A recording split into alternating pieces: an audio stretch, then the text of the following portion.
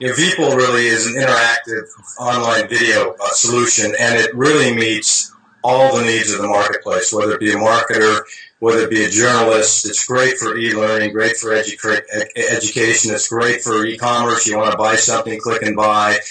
So what we do with our clients is we really sit down with them and say, what are you trying to achieve with your online video and your objectives? What are you trying to actually get from your viewer? Every video has an intent. Every video's intent is different. So we then apply our solution to what the actual content creator is trying to accomplish. So we work real closely with them because there are so many different ways that you can use this technology. And so what is the interest from journalists or kind of information-based websites in using Veeple technology for their videos?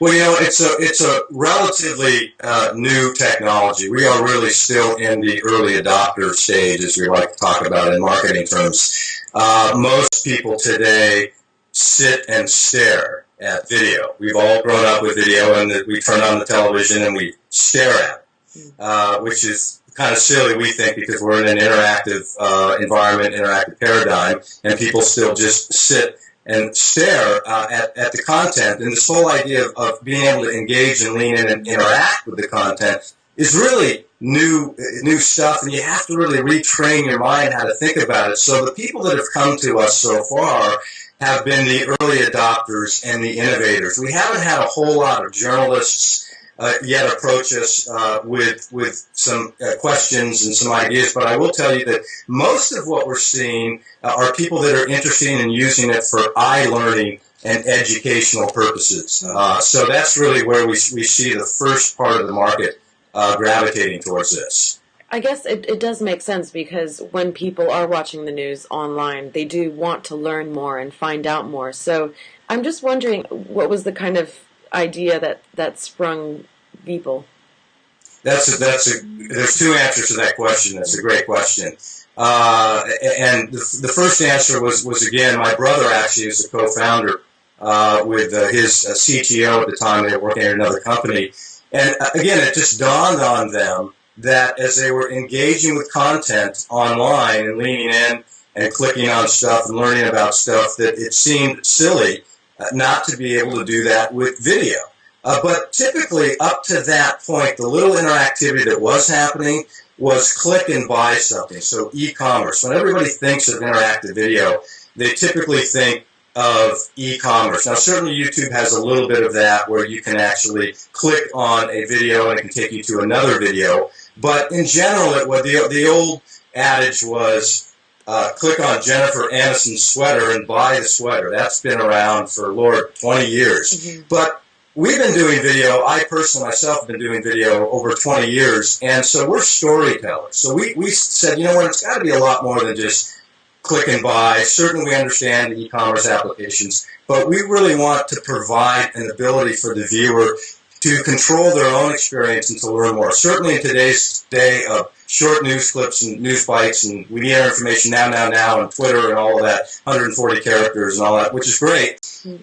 Content needs to be short. It needs to get to the point, but what you lose in that is the ability to really share your story and your message. And so as video guys, we said it's great we have this technology, but we need to make sure we apply it so that it becomes a really effective storytelling tool and not just a way to buy something, which is most of what the other interactive groups are doing. So we think about it in terms of how do we give the viewer the control of the experience so they can learn what they want to learn, and we're not forcing a 30-minute video down their throat. We're spending 2 minutes on the video, and by the end of the day, after they've engaged and leaned in and clicked and maybe read info panels or went off to a website, it may be a 30-minute experience, but the cool thing is it's their choice. They make the decision, and so you really empower the viewer now to participate in the process. We like to call it a conversation. You really are creating more of a two-way conversation, but it's really about storytelling. It isn't just about e-commerce.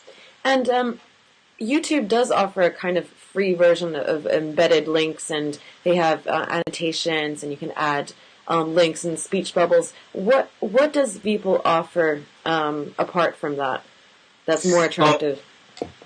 So what we do at Veeple that's different than YouTube and most others is is the depth and the richness of our interactivity. We've got a list of 400 things we want to add, but currently today, we give the user the ability to make anything clickable in a video by adding a hotspot or uploading your own image, whether it's vector-based or raster-based, so that you can do either or. And the image thing is great because a lot of times people want to add a call to action button they've created in Illustrator or what have you that really mimics and matches the content that they've created. But then they can engage and learn more. For example, they can click and an information panel opens up. And in that information panel, you can read a lot more about a particular item in the video, and you can also then share that piece of information. So where we're headed is not just discovering a video, but now you can discover pieces inside a video, and if you think that piece of information is interesting, share it with somebody on Facebook. So those are the kinds of things we can do inside the information panel. You can read a lot more, and then out of that, you can click off to another website. You can download a PDF document or PowerPoint or Word docs. A lot of our marketers love it, and our journalists love it,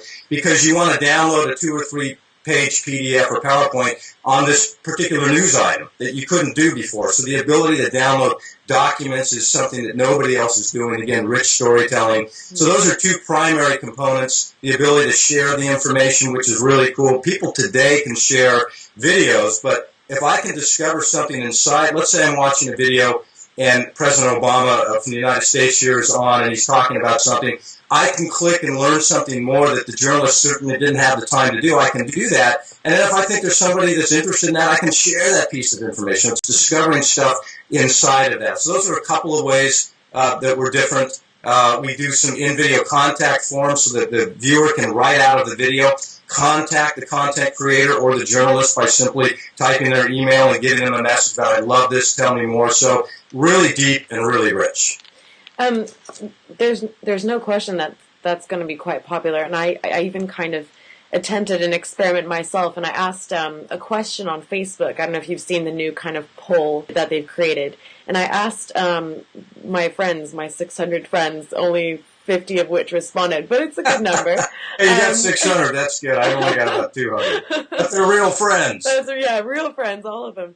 Yes. 50 right. of them All are 50 real of them. friends, Good the for ones you. that responded, yeah.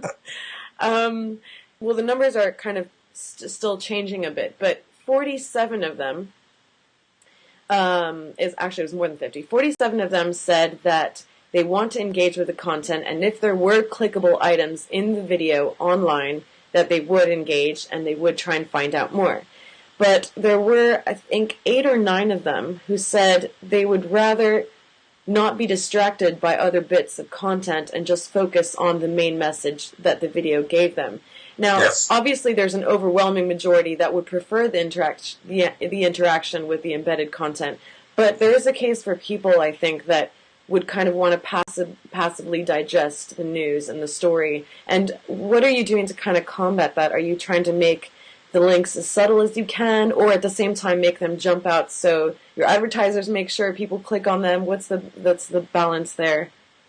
Great questions. Love the survey, by the way. It doesn't surprise me that 47 people said yes and only a few said rather not have it be intrusive. And, we've been doing this about 3 years, and we're blazing new trails, and there are no absolute right or wrong answers. We're discovering some best practices. But the idea of being too intrusive is really an important one. And we've gone the gamut in terms of, covered the gamut in terms of the different kinds of things that we've tried, all the way from, obnoxious buttons popping up so you know something's clickable, to something that's more subtle like a hotspot. Just recently, we created some little animated hands that pop up just periodically. So they're not intrusive. They pop up every once in a while, and the hand depresses and a little thing happens, and then they go away. Or a hotspot glows periodically, and then it stops. So a real subtle way so that people know that a particular item is something they can engage with, but it doesn't at all ruin the storyline. As a storyteller, that was one of my first things when I came on board, as I said, we need to make sure that we do not get in the way of a well-told story. We add to it and we enhance it. So we're doing a number of things to make sure that people recognize that something has the ability to be engaged with, but it's non-intrusive. And then we really meet everybody's needs, because people know that something's clickable, it glows or a hand pops up or what have you. And then if they want to choose to engage, great. If they don't, they can just watch the experience and the video passively. So you really meet both needs in that way. Of course, because the user might not always have their mouse hovering over the video, so getting their attention with the hotspot is actually quite a good idea.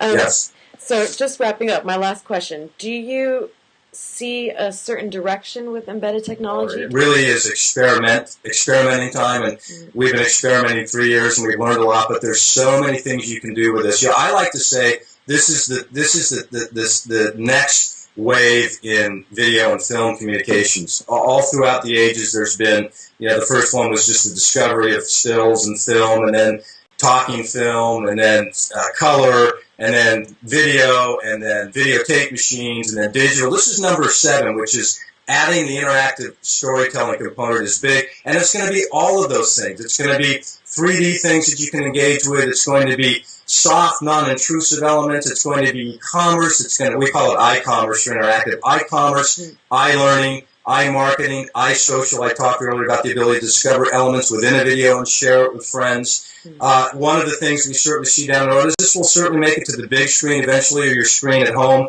You're watching television. Imagine watching a newscast, and you want to learn more than 30 seconds the reporter gives you. So at that point in time, I click. As soon as I click, what happens is the video or the program I'm watching goes into record mode, and now I can engage with certain elements in this. I'm done, and I stop, and then the video picks up where it left off, or the program picks up where it left off. So it's going to make it to all 3 screens. It's certainly already there in the PC and the Mac space. It's already starting to make its way to the mobile device. That's important to point out, because the mobile device, particularly the smartphones, there is no other real estate than the video itself. So it isn't any longer about putting video on an HTML website. It's about taking interactive HTML elements and putting it inside a video, and it becomes a little traveling website inside the smartphone, because there is no other real estate for the interactions. Even Eric Schmidt at Google said that about 3 or 4 months ago.